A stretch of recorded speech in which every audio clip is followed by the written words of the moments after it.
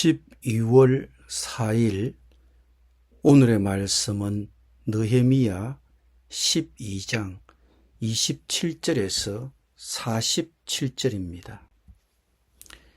예루살렘 성벽을 봉헌하게 하더니 각 처에서 레위 사람들을 찾아 예루살렘으로 데려다가 감사하며 노래하며 재금을 치며 비파와 수금을 타며 절거이 봉헌식을 행하려 하매, 이에 노래하는 자들이 예루살렘 사방들과 느도바 사람의 마을에서 모여들고 또 백갈길과 게바와 아스마의 들에서 모여들었으니, 이 노래하는 자들은 자기들을 위하여 예루살렘 사방의 마을들을 이루었음이라.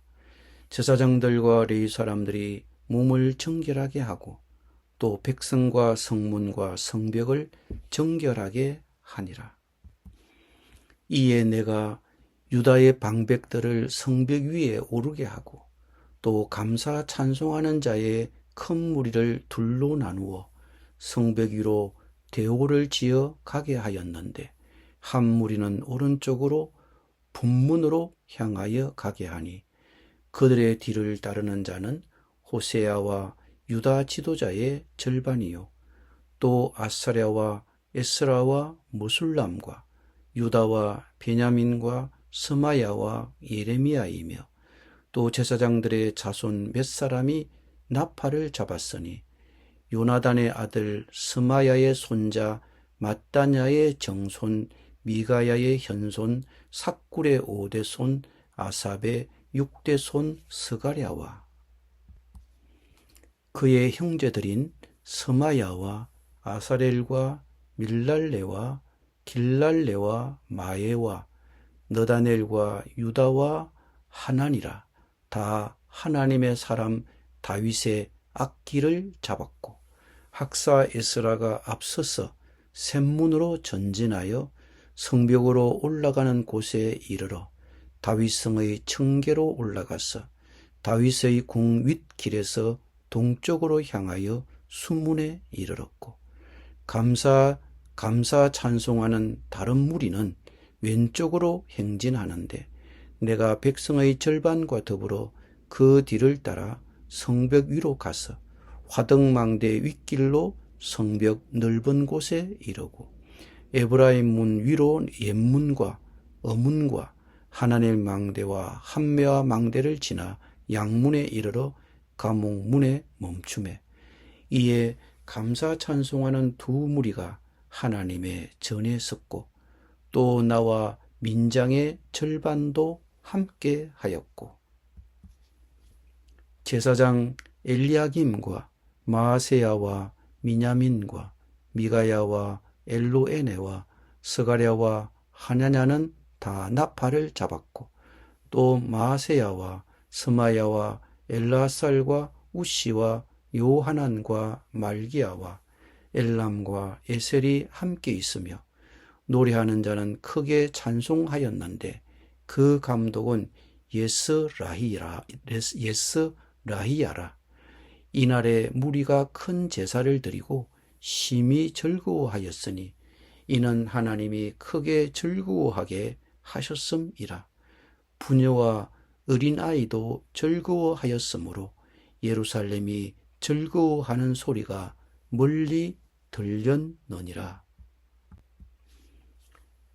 그날에 사람을 세워 곡간을 맡기고 제사장들과 레위 사람들에게 돌릴 것, 곧 율법에 정한 대로 그 제물과 처음 익은 것과 11조를 모든 성읍 밭에서 거두어 이 곡간에 쌓게 하였노니, 이는 유다 사람이 섬기는 제사장들과 레위 사람들로 말미암아 즐거워하기 때문이라.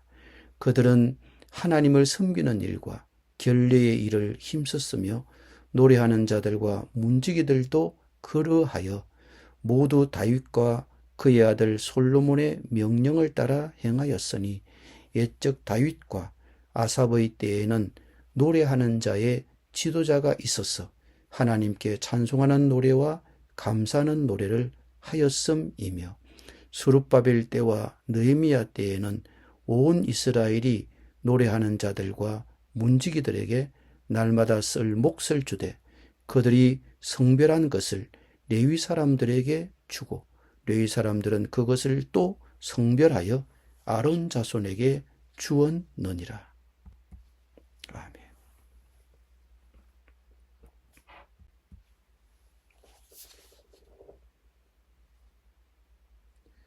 느헤미야 12장은 예루살렘 성벽 봉헌식을 기록하고 있습니다. 그런데 예루살렘 성벽이 완공된 후 봉헌식까지 몇 주가 지연되었습니다. 6장 15절에 완공되었지만 12장이 되어서야 봉헌식이 거행된 데는 타당한 이유가 있는 것 같습니다. 완공 직후에 공식적인 봉헌식이 거행되지 않은 것을 보면 성벽 자체가 목적이 아니라는 것이 분명해 보입니다. 더욱이 이러한 시간적 간격은 에스라와 느헤미야에게 매우 중요한 변화들을 가져올 시간을 허락했습니다. 사경회가 열리고 죄를 고백하고 율법을 지키기로 서약하며 예루살렘 성에 거주할 사람들을 선정했습니다. 성벽을 봉헌하는 의의와 목적은 무엇일까요? 봉헌일은 기쁨과 감사의 날입니다. 이 장에서 다른 어떤 것보다 더 두드러지게 나타나는 두 가지 주제가 있다면 그것은 기쁨과 감사입니다. 27, 31, 40, 43절이 잘 보여줍니다. 축하 행사는 모든 성공이 하나님의 은혜로 이루어졌다는 것을 일깨워 줍니다. 그러기에 기뻤으며 감사했습니다. 성경적으로 정의된 기쁨은 단순히 행복한 감정이 아닙니다. 하나님께서 나의 삶을 주관하시고 나의 주님이자 주인으로서 삶의 모든 상황에서 나의 최선의 선을 이끌어내시려고 일하신다는 확고한 확신 없이는 불가능하기 때문입니다. 이 유대인 정착민들은 성벽이 완공되어 기뻤습니다. 하지만 더 중요한 것은 하나님의 사랑과 용서 그리고 하나님의 함께하심을 느꼈기에 기뻤던 것입니다. 적들은 여전히 그곳에 있었고 경제는 여전히 나빴으며 그들은 여전히 이방왕의 지배 아래 있었습니다. 하지만 하나님이 이 모든 일을 주관하셨고 그들이 성벽을 쌓을 수 있도록 도우셨습니다. 그들이 기쁨으로 축하할 수밖에 없는 이유입니다. 감사는 기쁨과 밀접한 관련이 있습니다. 사실 둘 중 하나만 있는 것은 사실 불가능합니다. 노래하는 자들은 감사를 드렸습니다. 그들은 하나님께서 페르시아 왕의 마음을 움직여 이 모든 사업을 허락하신 것에 감사했을 것입니다. 바벨론에서 귀환하는 여정과 적들의 코앞에서 성전과 성벽을 건축하는 동안 그들을 지켜준 하나님의 보호하심에 감사드렸습니다. 그들은 에스라와 느헤미야의 경건한 지도력에 진심으로 감사했습니다. 그들은 사업 전반에 걸쳐 드러난 연합과 협력의 정신, 힘과 노동 의지, 음식과 거처, 위험과 불편함 속에서도 그들을 지지해준 아내와 자녀들에게 감사했습니다. 둘째, 봉헌일은 정결의 시간입니다. 제사장과 레위 사람들은 의식을 행하여 자신을 정결케 한 후에 백성과 성문과 성벽까지 정결하게 하였습니다. 그런 다음 느헤미야와 방백들은 성벽에 올랐습니다. 여기에 교훈이 있습니다. 정결함이 없이는 우리는 올바르게 기념하거나 주님의 기쁨을 경험할 수 없습니다. 정결의식은 구약에서 중요한 문제였습니다. 사람뿐만 아니라 물건까지도 정결하게 해야 했습니다. 대개 의식적인 씻음을 통해 정결하게 해야 했습니다. 그러한 정결의식은 영적인 정결을 상징했지만 예수님께서 피를 흘리셔서 영원한 정결을 이루신 후에는 정결의식이 불필요해졌습니다. 하지만 이 원리는 오늘날에도 여전히 유효합니다. 기쁜 얼굴로 가는 첫걸음은 도덕적 순수함입니다. 시편 23편을 보십시오. 시편 24편을 보십시오. 여호와의 산에 오를 자가 누구며 그의 거룩한 곳에 설 자가 누구인가? 곧 손이 깨끗하며 마음이 청결하며 뜻을 허탄한 데 두지 아니하며 거짓 맹세하지 아니하는 자로다. 그런 사람이 주님께서 주시는 복을 받고 그를 구원하시는 하나님께로부터 의롭다고 인정받을 사람입니다. 그러면 오늘 우리는 어떻게 깨끗함을 찾을 수 있습니까? 바로 죄를 고백하는 것입니다. 죄를 숨기지 말고 인정하십시오. 변명하거나 다른 사람을 탓하지 마십시오. 숨기지 마십시오. 하나님께만 고백하는 것이 아니라 그 죄로 영향을 받은 모든 사람에게 고백하십시오. 그러면 하나님께서 당신을 깨끗이 하시고 용서하시며 교제 가운데로 회복시켜 주심을 믿으십시오. 사도 요한이 얼마나 간단하게 표현했는지 기억하십시오. 만일 우리가 우리 죄를 자백하면 그는 미쁘시고 의로우사 우리 죄를 사하시며 모든 불의에서 우리를 깨끗하게 하실 것이요. 셋째, 봉헌일은 헌신의 시간입니다. 44절부터 47절, 44절부터 47절 마지막 단락 전체가 헌금에 관한 내용이라는 점이 흥미롭습니다. 11조와 헌금은 물론 유대인 종교생활의 11조와 헌금은 물론 유대인 종교생활의 일상적인 부분이었지만 이 단락은 성벽 봉헌과 관련된 특별한 헌금에 대해 언급하는 것 같습니다.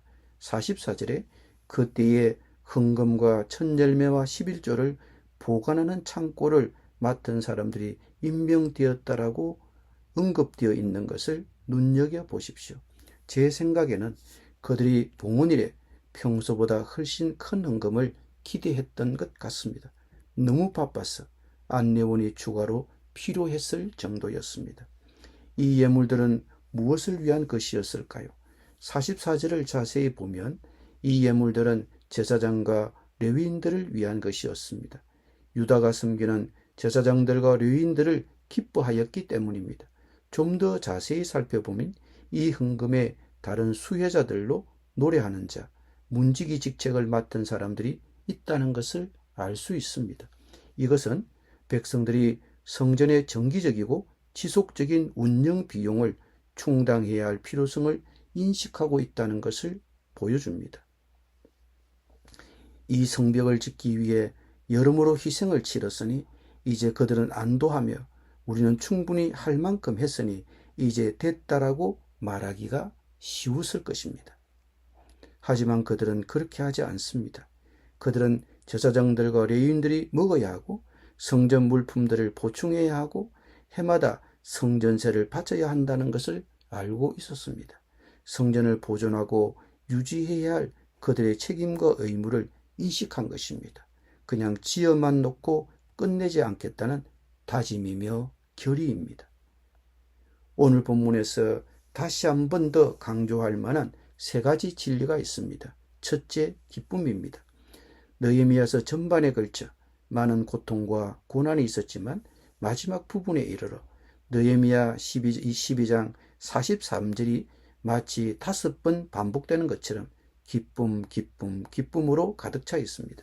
로마서 11장 36절은 만물이 그에게서 나오고 그를 통해 그를 위해 존재합니다 라고 말합니다.